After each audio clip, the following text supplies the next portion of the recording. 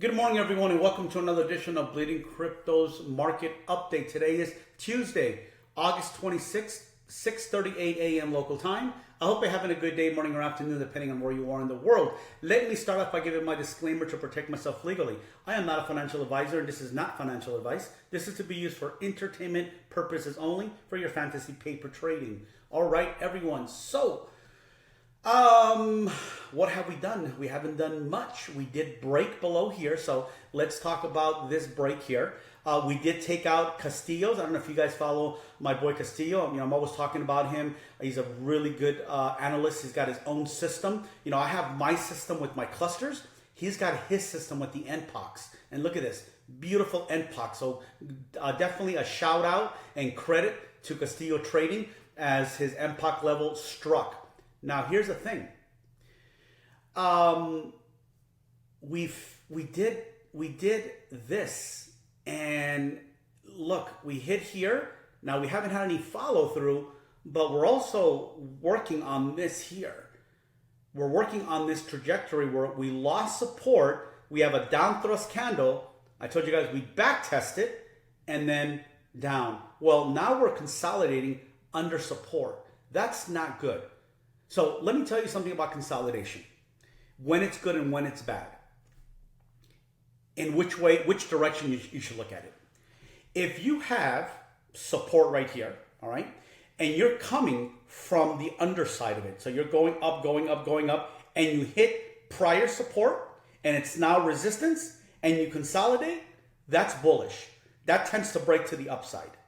But when you come from the top side, and you break support and you flip it into resistance, that usually breaks to the downside. All right? So just make sure you understand that resistance, consolidation under resistance could be both bullish and bearish.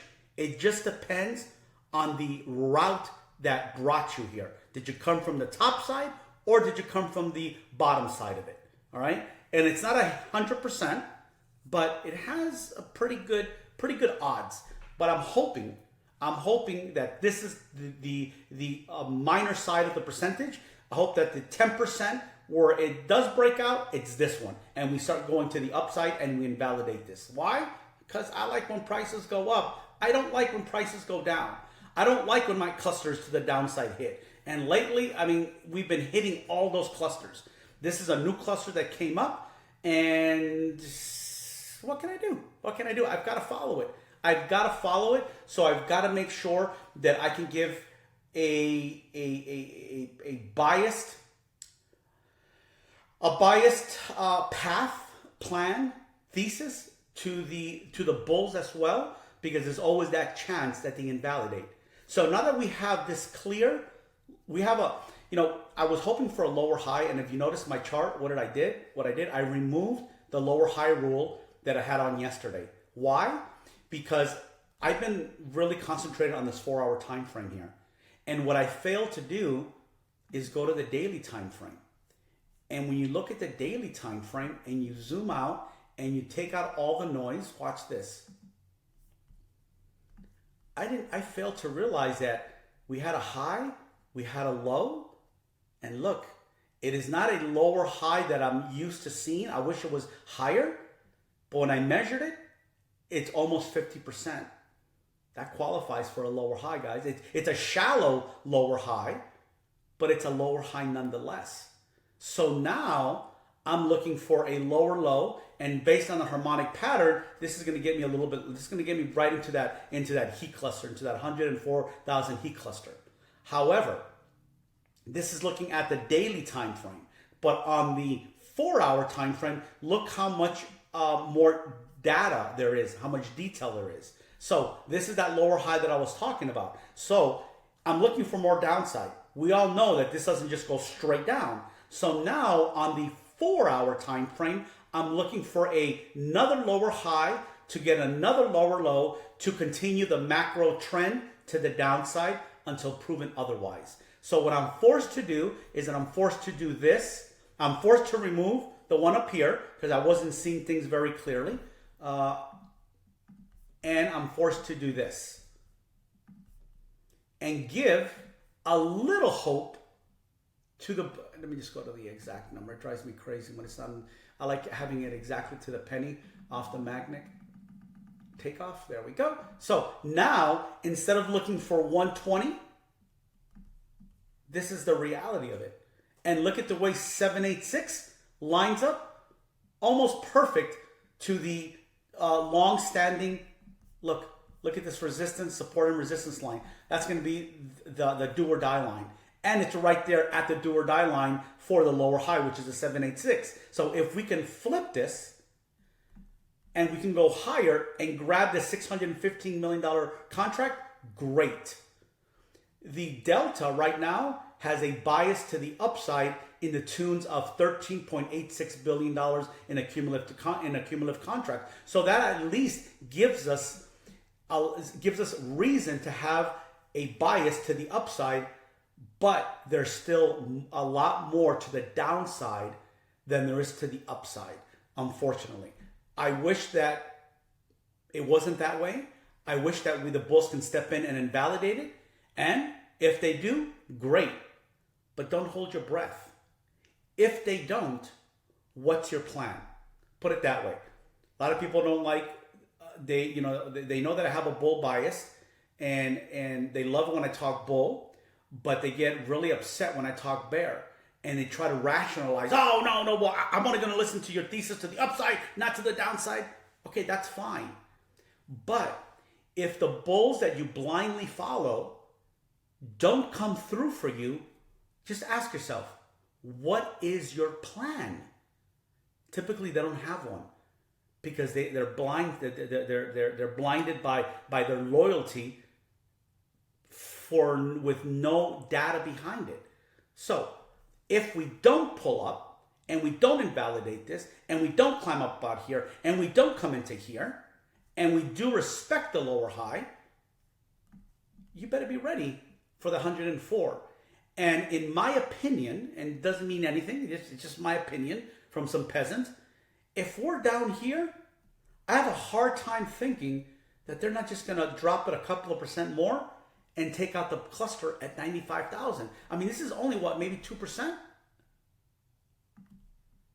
Oh no, it's more. Never mind. I thought it was less. It's 8.59%. Maybe that's too much of a drop, but I wouldn't put it past the market makers because of the cluster. There's a lot of money for the market makers to make if they bring it to here. And if we're already in this downtrend, it makes sense. But let's do this. For the sake of keeping you guys sane, let's do this. Let's just say, let's not worry about the 95 and let's see what type of reaction we get here. Okay? If we even get here. How about that? If we even get here. For now, let's do this. Let's look at this consolidation as something positive, which it is in the sense that hopefully this can build strength. But in reality, it's negative because we are consolidating after breaking support. So the odds are this, but I'm trying to give you whatever I can in positive. Here's one thing. On the hourly time frame, there's a slight positive momentum to the upside, but it's only on the hourly, on no other time frame. So there's that you can hold on to. But if you want to put a probability, we're probably going to go lower. That's the higher probability factor is lower. Now, lower doesn't mean we can go and put a lower high and then go lower. So you also have to understand that. There's going lower from here, but we can also reach this target by creating that momentum. How do you create that momentum? Well, let me give you an analogy. If you have a rubber band and you pull it, you hold it with your thumb and finger, and you pull it back to your wrist. Let it go. Now grab another one and pull it back to your elbow. It's equivalent to going here, and then let it go. It's going to go much farther. So keep that in mind. When you see this, don't get too excited, because what the market maker is doing is pulling that rubber band further And when they let go, it's going to go deeper. So if we go from here to here, that's already a pretty big drop. That's already a pretty, that's going to be, in my opinion, an exhausted drop that's going to call for a bounce. But if you give this fuel, if you stretch that rubber band into here and then let it go, we're going to break 104 and we're going to go to this 95. So be careful with that. Be careful what you wish for. So as much as I want to see us go higher, I understand that this exhaustion is much better for the bulls. As they're going to run out of steam, the sellers are going to run out of steam. We don't want them to reload before going lower. So at least look at it in those simple terms. So right now, today, we just have to wait and see what the market does. Doesn't look strong. Don't think it's going to bounce, but I could be wrong. And we'll have to take it one step at a time. One step at a time. If you're in my Telegram channel, you know the deal. I give you guys updates on the smaller moves, on the micro moves, on the hedge plays, on the longs and shorts, entries, exits, what I'm doing, what positions I'm taking. So if you want that information, you can join the Telegram. It's $25 a month, 83 cents a day. If you don't think it's valuable to pay 83 cents a day for that, don't join. I'll be back tomorrow. Monday through Friday, I'm here for you guys. I'm not here for you Saturday and Sunday. I'm only here Saturday and Sunday for my Telegram and my Discord because they pay me. You don't pay me, I don't work for you on the weekends. I'm going to give you for free content Monday through Friday. So tomorrow, around this time, we'll see where we ended up. Were we able to push up here, start our journey up to here into this lower high rule, or did we continue to drop and put another lower low and get closer to our springboard? Because I think that if we don't put a lower high and we continue to go here and we exhaust the sellers, that we're going to bounce from here. All right? And then we'll see. Because we'll have to do the same thing. If we come down into here, it does not mean we're going to break above here. What we're going to have to do is do this. So for instance, we'll have to do something like this where we pull this down into here. We lower the lower high rule. And now we have to invalidate this, and this to climb higher. So this doesn't automatically mean we're going to go to 120 or higher. It just means that we get to lower this and we give the same exact rules to the bulls as we do every time. Prove to me that you can get above here, here, here, here, here, and here. It's a lot more work, but it is what it is. All right, guys. So let me go and put this back here. There we go. Have a good day, everyone. Thank you for watching the video. Please repost it if you can. I did a video for you guys on Ethereum. So let's take a look at Ethereum real quick. Just to right here. So this is the video I did for you guys yesterday on Ethereum. Still think this has a good chance of hitting these targets. I gave you 4 targets. You know why? Because I have zero clue where it's going to go. But what I can do is I can utilize the math to come up with a projection on where it possibly can land based on Fibonacci rules that I use very often on moves like this that help me define where the next bounce could be. Is it going to be to the penny? No, it's not. Does it always play out? No, it doesn't. But when it does, it's a beautiful thing. So I'm still looking for us to go here. And remember, these prices, look, nothing goes in one direction. All right? It's a series of it's a lot of volatility to get here. So you're expecting one red candle and a bounce. It doesn't work that way. You got to look for a red candle, then a green, then a red, then a green, then a red, then a green, then a red, then a green, then a red, then a green, then a red, to drive you absolutely nuts. And then before you know it, we're bouncing. And once we cross all-time high, everyone forgets the journey down. Everyone forgets about the retracement. Everyone's happy. No one is being rude. Everyone is fist bumping, hugging each other. But during this here, oh, it's dead. It's over. Cycle is over. Oh my God, I told you so. Oh, you're an idiot. What are you doing buying? What are you doing loading up? Oh, you don't know what you're doing.